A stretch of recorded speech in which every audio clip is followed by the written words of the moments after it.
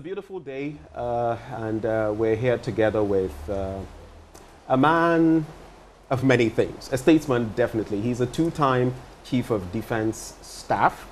He has been National Security Advisor to the President Mills administration of blessed memory, former President Mills. He also was, interestingly, in 1963, the best overseas student at Sandhurst. And you know, when it comes to military academies, that is the finest of the fine. He is a man of many things, as I've already put forward. And he joins us today, this wet day, for a discussion. And I signal wet day because it will get into our discussions. Brigadier General Joseph Nunoo-Mensah is our guest. Thank you so much for allowing us into your home and for giving us audience. Thank you, Ben. Let's start off with the rain. So all of this is happening en route here. The rain started, and before long, all the routes we were using were flooded, coming to your home. And per what I have heard as of now, Christian Village, Circle, the Kwame Nkrumah Circle, Kanishi, other parts of Accra, the usual, are flooded. And it's just been about, what, 2 hours of rain, and the capital is flooded in so many different places. Just this morning as well, I was reading about how certain places in Australia were flooded, but here's the difference. These areas in Australia that got flooded had received in a weekend the rain that they would get in a month. Huge. So that's the difference. But here it rains for sometimes 10 minutes, 20 minutes, and the place is getting flooded. Let's start with a very basic matter like flooding. What is your take? Has it always been this way? As we increase in population, of course, we generate more waste, hard waste, solid waste. And because you don't have any better way of getting rid of the waste, most of the time when it rains, other people dump the waste in the drains. You drop them there. When you go to Makola, which I did a couple of weeks ago, and I don't go there, UTC area there. All the drains are choked with human waste. Right. Because you don't clear them. So when it rains... Because desilting is not done often it's not done at all. In fact, it's not done at all. And I was saying that one day you've got to get the military, make a military operation. Otherwise, you will get worse situation than we are seeing right now. In 2015, remember, we had a similar situation where we lost about 115 people. Right, right. There was an inquiry into the cause of the flooding and the kill. The June 3rd incident. That's right. And I appeared before the committee, I think fire service, to give evidence. I've never seen, and I said, if this situation is not handled, one of these days, fishermen like my parents in Winnipeg will have to drag dead bodies from the sea. So let it rain like we are going to look at, but suppose it rain like the past, overnight. I swear, we'll get up and see bodies floating on the Kole Lagoon. But we are not attending to the needs, social needs. I mean, we know, but for some reason, we are unable to deal with the problem. So that is why we are getting this situation. Every time there's something like this flooding, we have to go back and think of the cause, not the effect. The effect, we are feeling it, but what caused it? Human waste dump in the drain. The drains are not, they are choked. But the engineers will tell you, and I do know you're not a purely technical person when it comes to this, but you have at least the benefit of history coming into this era. Some of the engineers will tell you that, look, the quotient of, or if you look at the percentage of what causes the flooding in terms of the human impact, people dumping refuse and all of that in places where they shouldn't, it may contribute maybe 5 to 10%. The rest of it is other things, for example, building on waterways, proper desilting not being done. Yes. The structure is basically not being in place. That leads to the flooding. It is true. I mean, let them go to the wager, went to Winnipeg before the toll. Now the toll is no more there. Every time we have a little rain, the soil cascades from the hill and blocks the Accra Winnipeg Road. Right. Every time. I'm not an engineer, but I've got a lot of common sense.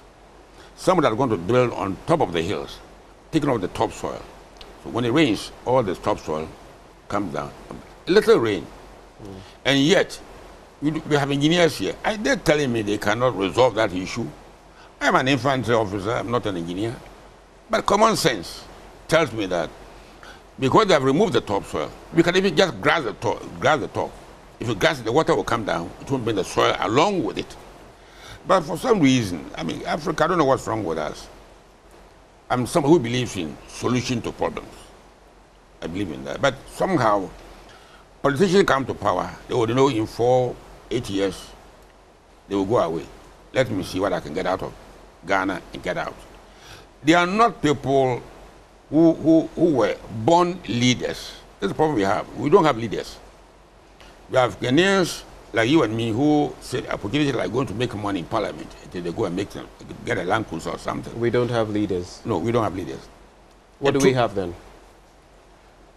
Politicians who see a chance to make money, they make money. They don't. When I work with Nkrumah, I was a captain when Nkrumah was a patrol. And I work in the Flagstaff House, now Jubilee House. And I saw leadership at work. What exactly did you see that makes him stand out for you? It was, leaders are born. They are not made? No. I've got Richard, they're here. One is a doctor, surgeon. 4 5 years, I asked me, what do you want to be? He said, I want to be a doctor. The courage of this little boy, I can't believe it. You give him injection, he doesn't weep. When he qualified, I said, be a physician. Physician just writing papers, but I don't do that. I want to be a surgeon. You can see the leadership. Look, I took him to Gonda Barracks one day. Lawrence was there. He was, I think, 11 years old, 1982. Went to an armored car. He came to the armored car. If the gun was a gun pointing towards Wallace, and he will go and press it. You can see leadership in this man. The other two, no, I wouldn't call them leaders. So people come to politics in Ghana to make money. They don't come to lead. You lead by example. Since Nkrumah, have we had any such leader? It's difficult to get anybody like Nkrumah. I mean, they're not only Nkrumah, Sukarno, Nehru. You saw these people. Egypt, right. Egypt, Nehru, NASA. You see them leaders. In Ghana here, you see, I'm looking at our leaders. Apart from Nkrumah, I can't get anybody to compare him that level. First I met him was 1951. And I was with the boarding school in Agona and Sabah. I had Nkrumah. There were no phones, no mobile phones, nothing. But rumor that he was coming there. And I ran away from the school without the exit to see Nkrumah. It was Christ coming to Jerusalem. And me climbing a huge almond tree to see Nkrumah. I was like that, I can't believe the scene. The crowd. Right. He wasn't a big man, but full of power, full of passion. We don't have them anymore. People go to make money, buy the land cruiser. When they were a poor country, like we are, you buy land cruisers. Jesus Christ. You don't do that. You so basically like the flooding we are talking about. Spend the money to build a country. Rwanda had a civil war. I'm now going wide. 1994. And Paul Kagame became president. Through war, through blood. Go and see Rwanda right now, compared with Ghana. So when we're a leader, it stands out. So what those we have, I wouldn't call them leaders. And a leader, you serve to lead. That's the motto of Sandhurst, the school I went to. You serve to lead. Talking about leadership, it's been 62 years now since we became a republic. The 1st of July marks, I mean, it's commemorative now, but in the past we would mark it as Republic Day. Yes. Becoming a republic meant that we could wean ourselves off the leadership of the Queen and all of that. We have become a full-fledged independent nation. That's right. Sovereign, independent in the Committee of Nations. But when you look at Ghana today, does it show that we are this independent? I mean, look at the many things we have to battle with. We're going back to the IMF. The 18th time that our country is going to the International Monetary Fund. When you look today at the inflationary rate, it's pegged at around 28%. Johns Hopkins professor puts it at 48, 49%.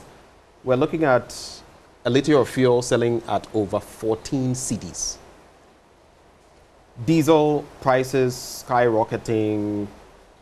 You look at the exchange rate, the figures are nothing to write home about. The cost of living is something else.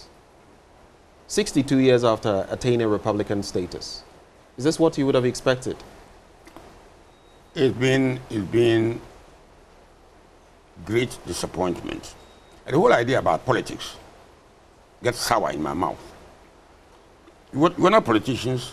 You were a colony under Britain when you became independent. We all happy thinking that we became independent, Ghana will be free, everything will be there for us. Not knowing that it imposes obligation on us. On us, like you marrying and leaving your father. What father come and do what? You are a grown-up man. Go and manage your affairs. And Nkrumah said, we will show to the world that we can manage our own We are affairs. capable of managing our own affairs. affairs. Right. And he showed it. We became independent. Like you said, we were independent country in 1957, but still the Queen had power over us through the Governor General, Lord Listerwood, Arden Clark, who was the governor of the independent. Lord Listerwood became governor. So Nkrumah became a president after the referendum on the republic status, and we thought things were moving fine. So Nkrumah is somebody that you wouldn't know him.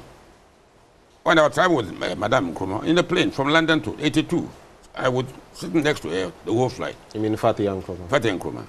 And I asked her, Madam, are you telling me that your husband didn't build you in a house here or in Egypt? He said, not even one room to cook to feed my children. That is the mental state of Nkrumah. So he didn't come to make money. Make money out of his He said, if he position. build Ghana well, everybody, not only his children, that's what I believe in. The people that I have paid their school fees today, if I give it, they will tell you. But I've been done because a man stopped me and said, General, are you aware you pay my school fees? Me? I said, yes, you did. I can't remember. He said, I was going to fancy him. And I came to you 2009. Somebody said, go and see the general. He came, I came. He didn't pay my fees for a term, 2 terms, but you pay it for the whole senior high school education in Fansipum. Right. And I swear by the Quran, by the Bible, I can't remember. That's the kind of people we need to build in Ghana here. People who love their country, who love ordinary human beings, not only their children. You know, and this is you learn. But you must have this quality in you. President Mahama, let me tell you this. 2008, we were going to become vice president to Atamelos. But Rollins said no. Somebody told him, go and see Nunoo-Mensah. I can swear by the Bible, Quran. You meet him, you ask him whether it happened. He came here and asked me to help to get to see President, talk to him, to late President Rollins on his behalf. I promised I would do it. Ask Dr. Beho whether what I'm saying is true or false. I went to see Rollins with Beho to appeal to him to allow males to choose him as vice president. Became president, put an elbow through my chest, pushed me aside. You don't do that.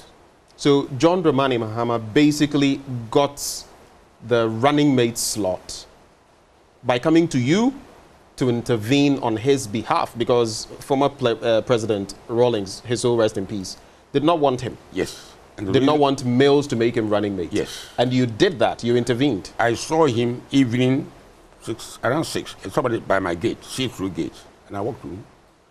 Honorable, I never seen him before, never met him before. I've seen him on TV. Come, sit down. We sit down here. But see, they were saying, I know how much you have it in whatever language. Fancy is, Sama Wayanku when Akroma, also in Chedu. Ah, yeah.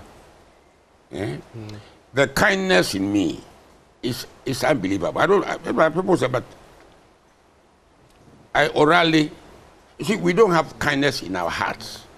So in other words, you did this for him, and you say when he came to power, he elbowed you away. What exactly I was the reaction advisor. like? No. I mean, You know, I've learned many things in life, Ben. 85 years, I've learned a lot. Through a lot of things. When you hurt me, I don't feel it. I mean, I just move on. I don't feel it, but I know that what goes round comes round. Goodness and mercy shall follow me all the days of my life. I shall dwell in the house of the Lord. Psalm 23. I know I'm not heavily religious, but the Bible, I follow it tremendously. So coming back to our situation here, politics hasn't helped Ghana at all. In fact, I was quoting Paul Kagame in Rwanda. He said he's a dictator. If he's a dictator, you build Rwanda, you're not stealing money, who cares? Has democracy helped us? It hasn't helped us a bit. Look at where Democracy we are. hasn't helped us. I mean, look at our checkered history. We have a very checkered history as a country. Yes. I mean, many regimes, you know, of military regimes, SMC 1 and 2. Yes. Before that, we had the NMC, and we've had so many of these. So many of them. You know, in our history. And then we have the PNDC. And we also have the longest sustained period The Fourth Republic. of democracy in the Fourth Republic. We had the Liman era. We had other, you know, eras with Buzia and all of that. Are you saying democracy hasn't aided us as a country? Ben, what do we have to show for it? At Champon, we shot him at Teshi Range. And I said we executed him. He built this place here. Today, the house, the property here, cost 2 cedis, 50 pesos to buy. 2 cedis, 50 pesos to buy. The iron rods you see, I bought them from. I built this myself for the pittance. You know, but the workers were supposed to enhance our life, supposed to provide the needs of society. Go to Makola, there are no toilets even there. And we are saying we are democratic. We are building a cathedral. We are doing this. And I was just about to get to that. What do you make of that? I mean, the last time my team made a calculation, the seed money alone that we are investing in the National Cathedral in CD terms is almost equivalent to what we are spending in 2022 for one district, one factory. It boggles my mind because no country develops without industrialization. There's no history of any country that has developed without industrialization. Yet, privatization. A national cathedral, industrialization. What is your take? How relevant is our national cathedral? And then you go to IMF looking for money. You think they are stupid to go and build a cathedral? God has told somebody maybe in a dream that he needs a place to rest. When his children on earth are without food, I bought a tin of milk for 19, almost 20 cedis. That will build 8 of these houses here. Back in your day? Yes, back in my day. But I'm not currency. But I'm not Methuselah. I mean, how old am I? Am I of the last century? Yes. I've been living in this century. So life can change drastically like this. Make life really, really burdensome. I was in Melcombe yesterday. Then one young man working there said, let's say that. Let me ask you a question. I ended up giving, did I call you or somebody? I was there for 1 hour lecturing them. They asked me, where do you go from here? The pay we get, we can't live on that pay. And I said, if I couldn't feed my children, I would do anything to feed them. Become all criminals. Unless you're a criminal, you can't survive. But we need not become that. Ghana is wealthy. God has given us anything you find, where? America, oil, gold, diamond, whatever. We have everything, gas. But we help foreigners to steal the money and share the money with them. We go into power to get power to cheat. You see, my parents were all illiterates. And they didn't know how to sin. Because when they read the Bible, they told them in the Bible that if you sin, you go to hell. They believe it. Today, nobody believe it. So they steal. Go to parliament and make money. We are not honest with ourselves. The basic truth is that we don't have people who have Ghana in their hearts. We don't have. And so democracy. Not even our leaders. No. The president is building a cathedral for God. If Christ was alive, Christ was going to come back. He hasn't come back yet. We are waiting. Maybe I'll be here when he comes. We ask him, would you have done that in your time? When people are hungry, you go and build edifice. That's when I've done it. But somehow, you see, I don't know. And one of the biggest problems we have in Ghana here, Ben, we don't have the courage to speak the truth. Listen carefully. We don't have the courage to speak the truth. And the truth in this instance would be what? Mind you, there's also political victimization, and sometimes if you go overboard, your position or whatever could be compromised. Again, I told you earlier that leaders are born. There are things I've done. General Ashelas, I don't know whether you know him, Air Vice Marshal Ashelas, the oldest surviving former chief of defense staff. He asked me, Joe, where does the courage come from? You know, the courage comes out of the way my father was fantastic. I was born like that. But also, when I'm saying something which is truthful, I don't fear. Rawlings, I had a lot of battle with him, President Rawlings. We became together, heads can get together. Because he was a tough man, I was tough. We not compromise. If you know we are right. If you know, if you are in the NPP or NDC, and the government do something which you believe it was wrong, you should get up and say, sir, this is not right. But we can't, we don't say it. How the hell do you go and buy new Land Cruisers? Today, everybody has a Land Cruiser. The military, the police, everybody, ministers, DCs, and say you are going to borrow money from IMF. I think they are stupid. And so for you, going to the IMF is not the solution? It's not even, you did not go there. Ben, I look at my life and say to myself, your parents were, my mother was selling plantain in the market. My father was a fisherman. As a fisherman, I decided I was going to go to school. And I paid my school fees, secondary school. All the way, nobody paid my school fees. I went to work in the port, carry cocoa. So when I went to school, I was 20 years old when I started schooling. Wow. I was shaving. But if you don't manage your affairs properly, and we should be able to manage our affairs properly, we go around looking for money. Then you spend the money on frivolous things. You say you're going to borrow money. We don't need money from IMF. When Akakpo came to power, 1972, he said we're going to pay Buzier's debts because they were beheaded with corruption. IMF said, okay, go ahead. Akakpo did after Nkrumah more than anybody else in infrastructure. This house here. I used to have a poultry farm behind my house. My children were bringing eggs 15, 16 every morning. The inputs were there, the feed, everything. Today, I want to buy seeds. You can't even buy seeds. I'm Minister of Agriculture. And so Ukraine goes to war with Russia go to war with Ukraine, and we are hungry. Right. How? If you are going cassava, plantain, and whatever, how do you go hungry? We put our stomach in the kitchen of the Russians and the Ukrainians. So when they fight, we are hungry. It shouldn't happen. It shouldn't happen. Let's look at all of these things that you're saying boil down to one thing: leadership. You've spoken about former President Mahama and maybe how sometimes our politicians are not so grateful on the back of the experience that you made mention of, the pivotal role you played in his becoming President Mills's running mate.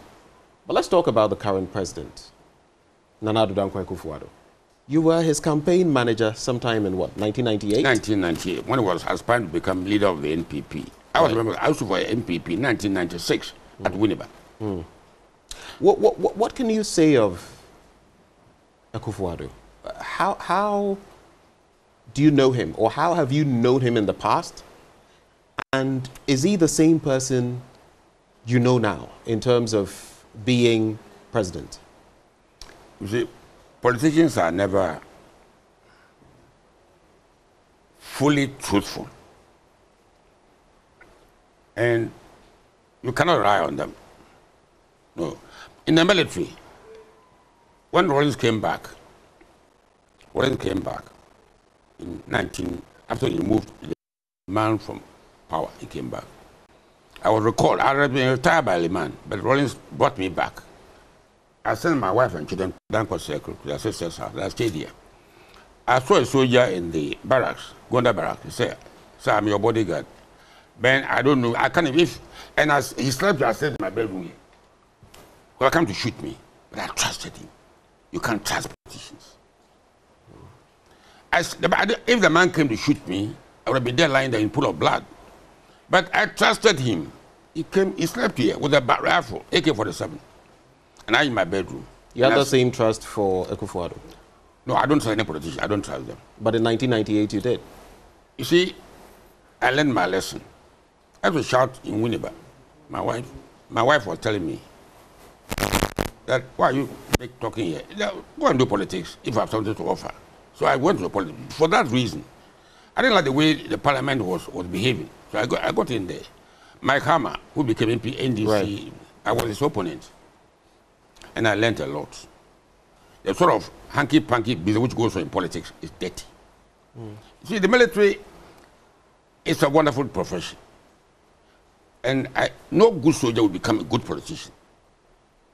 Because the lessons, you go to Sandhurst, and what? You tell lies? You were told over there that you don't go to, you don't go to politics. In uniform, you put the uniform down and go to politics. We'll take the House of Lords, House of Commons, in army uniform to go and see Parliament at work.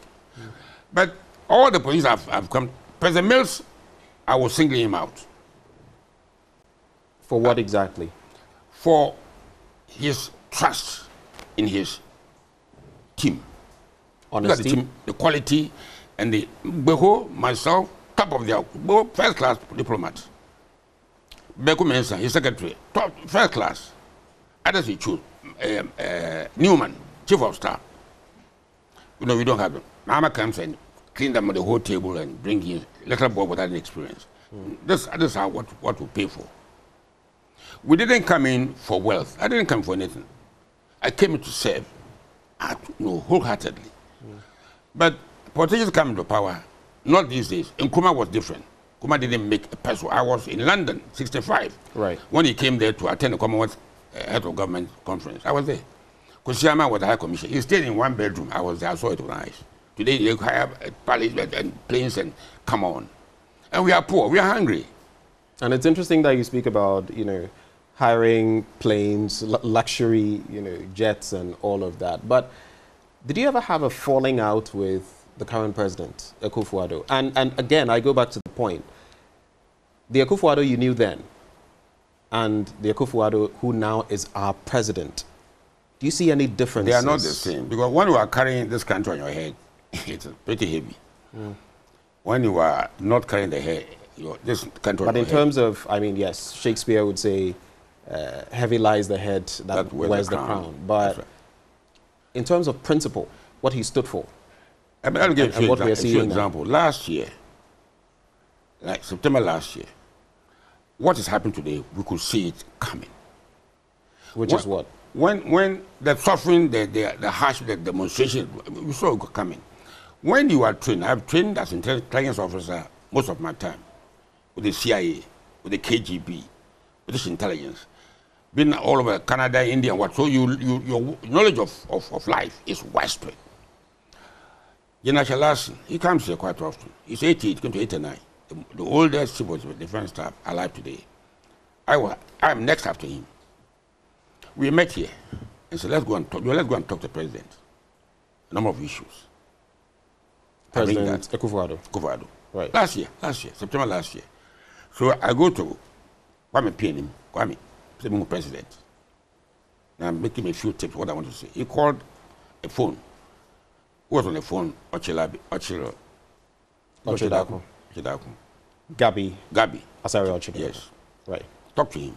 Arrange a meeting between us. In fact, between me and President Akakpo, as soon as they came back from General Assembly meeting in New York. I had nothing. I met Kwame. Also, why? I was driving at the traffic light, airport, survey department traffic light. I had a call on my phone. Kandapa, I know him well. I was in AP because I know them all very well. Kandapa. Yes. It's a financial security. Then he calls me. So, President say, I could talk to you. Security advisor and then myself and somebody else. I was driving. I asked to speak to the president, not his advisors. Issues we're going to talk about, serious issues. Then I told Ken, I'm coming with somebody. I will consult my elder colleague, Advice Marshal Larson, and I come back to you. When I told him, he said we should forget. We should forget. Did you feel disrespected by that? We feel hurt. The president is the commander-in-chief of the Ghana Armed Forces. We are former commanders of the Ghana Armed Forces. When I come and see you, to go and see somebody, I said, no. No, we are not small boys. 85, 88, 89. We're not small boys. So we drop it. So it appears once, they familiarize with you and all of that and gain your support, but once they get to power, it's a different ballgame. Akakpo been to my house with his wife, Becky, this house here. When I went to campaign with him, we lost the election to Kufuor. He came to thank me. So obviously he's different. But see, I don't do things for my personal sake, no. This country, I've heard and seen a lot of terrible things. And sometimes I fear that we're going to have a big disaster on our hands. But when you speak to people, they don't seem to pay attention to you. So you're actually going to have a press conference. So we agree that if we did that, it will be confronting the president. No, let's go and see him privately and confide in him what we believe should be done. Issues like what we are seeing today, we're going to talk about them. Agriculture, youth unemployment. You go walk around and see youth all over the place. I didn't go to university. O level, I got good grade after 3.5 years in school. So 5 years. Never had a chance to go to university.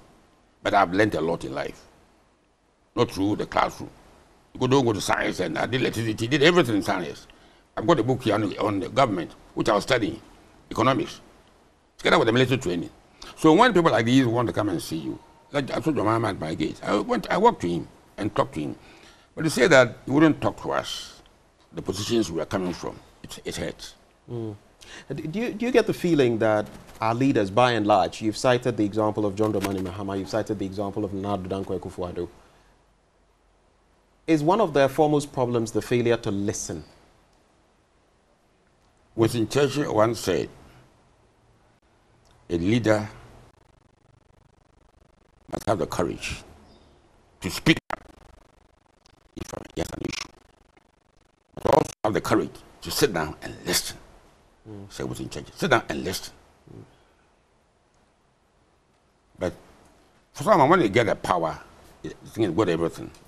But power corrupts, and absolute power corrupts absolutely. Lord Acton. Who said this? Lord Acton. Okay. I've done a lot of literature work. When I was in the military, I retired. My children were in London. That's another issue. How I got out of Ghana to go to Britain, 1983.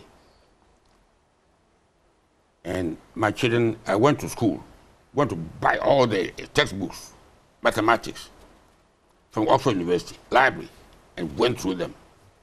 And I taught my children. You never had about 8 A's and 6 B's. Doctor, I was just chasing them, letting them learn all over the place. You didn't come to Britain to fool around, to acquire knowledge. Eventually, he went to university, qualified, he's a surgeon. I don't believe in schools with big names. I did my exam. I was sitting at Bosokan with a cousin of mine. The whole night I wouldn't sleep. Mosquitoes were chopping my blood. And I would walk in the morning to Makola area there. Was in the middle of Makola, while Achimotans and Absatins were comfortably, I was walking, sweating like a pig in the oven. And yet I came out with grade 1, the first of its kind. I don't joke with life. Ghana doesn't have to go and beg anybody. We have everything God has given man that we properly led, we can come and build this country. I had a farm at Kwabenya, 40 acre farm. One day man sacked me. What have a farm? The beauty of my life is that when you are trained hard like that, there's nothing you cannot do. You are hard, too hard. And it's important that you share these life lessons, especially for young ones who would be watching you. But I want us to talk about national security. But before I get into that, since we've spoken about our leaders, let's focus on the Fourth Republic. 1992 into 1993 till now, 2022, just about 3 decades. Who has been our most effective leader and who has been the least? If you had to rank them, what would be your order? We've had so from top to bottom. Rawlings, Kufuor, Atamils. So your best is Rawlings? No, I'm saying I'm just recounting the leaders that have. Yes, so there's Rawlings, there's Kufuor, there's Atamils, there's Mahama, and there's Akakpo. When you look at the effect of the leadership, you see, I mean, I'm a very hard man to judge, because if I look at my own background, how hard I had to work from Winneba to Zimbabwe and back, I'm tough, rough. So unless you are rough, no, I don't believe in you. Look at the state of Ghana today. Look at the state of Ghana today. Who had been effective? Atame didn't live. Atame would have been effective. But so you got a team, a solid team. Like a football match, you have a good captain, a good manager, but the team itself must gel, must move together. Right. And when you don't have a team, the Mahama's team, he sacked all the experienced ones and brought these little boys to come and replace us. You don't go to Sandhurst, you don't go to this place and come back, and then you're an ordinary person. The amount of knowledge you acquire, you make use of it. Right. They couldn't stand the strength together of these experienced politicians, and they couldn't, so they had to get rid of us. And the country has not benefited from that. In fact, it's been certain to see Ghana today. As I was yesterday, I was in Mekong. The workers sat down with me, grilling me, said, "Where do you go from here? I'll pay. We can't in the shop. I can swear." Yesterday, they just got. So for you, when you look at them, our leaders, how would you? Nobody impresses me. Nobody impresses Nobody. You. None of them. President Rawlings, before he died, may he rest in peace. I will sit down with them and talk a lot. I resigned from his government in anger in 1982, November 82. He left the country and went away. When I was in my house, when he called me one night, 25 years on, "Sir, can I see you?" I went to him at Brig. He and I sat together till 1 o'clock. He was shouting, angry. They fooled me. Poor man, they made use of him to make money. He thought they were disciples of. They were not his disciples. And he regretted that. And it was sad to see him in that state. Sitting down and thinking. It was too late. All that killed him. All that remorse, all that pain. He thought we were going to rebuild Ghana, but those who came to help him came to use him to make money all over the place. Do you feel he had the best opportunity to have been the most effective leader, looking at the years he had? And he did, but unfortunately, he was too young and didn't choose the right people to assist him. And you feel if Atamils had had more time, he probably would have been the best? It would have shown. You see, Atamils, he wasn't a politician. He came here. I was there. I sat with him. President, you're a coffee ban. We always speak fancy. I don't have money, but this is the idea behind it. I'm using it to show you that I'm supporting you. Maybe that's why Mr. Akakpo got angry with me, because I went to support his opponent. I feel that's why he got angry with you, upset with you?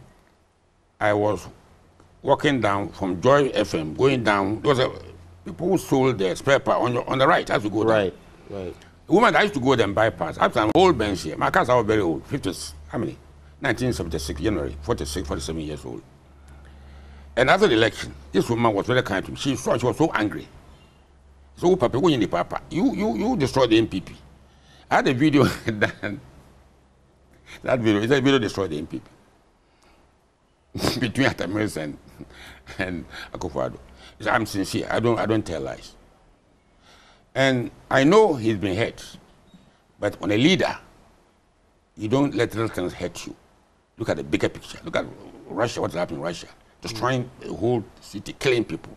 I don't believe in that. So our leaders have not really impressed me. I mean, Atame didn't have the time to do any good. Right. Let's talk. You made mention of Albert Kandapa. He's been telling us in recent times about the security situation in the sub-region, especially in April. We recorded 47 incidents, terrorist attacks and all of that, with 315 people dying. It got worse in May, maybe a fewer incidents, 42, but with the death toll rising to 465. And in June, just this past month, 70 terrorist attacks with 574 people dying. We've heard in Nigeria, for example, a lot of Catholic priests, clergy people, and all of that, kidnappings here and there. We've seen one, Deborah, who was, supposedly had said something against the Islamic faith, brutally killed and all of that. We're seeing a lot of tension in the sub-region. Security-wise, what does this point to you, and how secure are we in Ghana? When you have a nation or group of nations in a sub-region, whether Guinea, Mali, Ghana, Nigeria, Burkina Faso, and so on, and people are not fools. They can see the leadership living well. There's a lot of anger in them. I was driving to Winneba one day at the traffic light, yes, I do the traffic light. And one of these boys who was selling on the roadside, some Land Cruiser passed through the red light. Now I said, I don't drive a car with air conditioning, so I could hear it. They don't hear it. They're just passing all that way. These people are living in pain. Young people in West Africa. West Africa is not poor. But leaders are siphoning our money to their own private pockets. They can see it. They are reacting to what is going on. But if you don't see it, it happens in Guinea, in Mali, happens in Burkina Faso.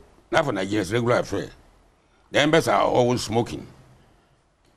And when these people are intelligent, but been to university, they read, they can see things for themselves. They can see that you are, look, go to Nigeria, many of the senior officers, they were my colleagues in the military.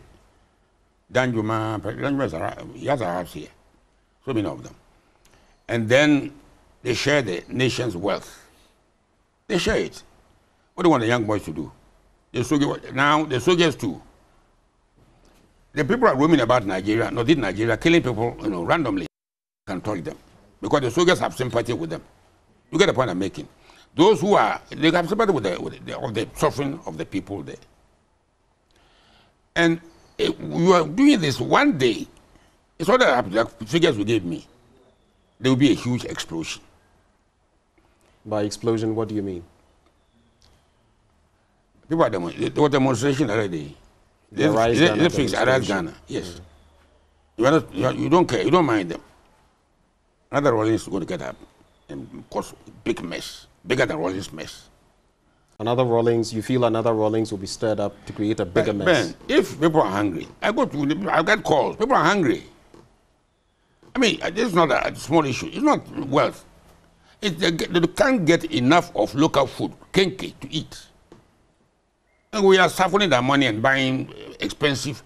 There will be more Land Cruisers in Accra than you find in Tokyo. Are you crazy? What's wrong with us? Everybody's having Land Cruiser. So when you behave like that, you get a reaction from the youth. That's why I'm getting this thing you quoted to me. That's of anger. That's of anger. And so, the anger shouldn't arise. But we are causing it. We are causing it. To cap off the conversation, maybe in about a minute, so what would you say is the way forward? With all your experience, with the various positions you have held and everything, for you, what would be your counsel to our leaders, and what is the way forward for Ghana? They will not change. Yesterday, I told those young men at Kuala, you people, there are leaders in Europe, in their 30s, women, especially a lot of women, yes, Norway. True. What are you people doing here? What made at 85 to come and save Ghana? You go and save Ghana yourself. For my party, Nkrumah was 40 years old when he came. And when I saw him, I think I've seen the leader. First I saw him in Winneba, 1951.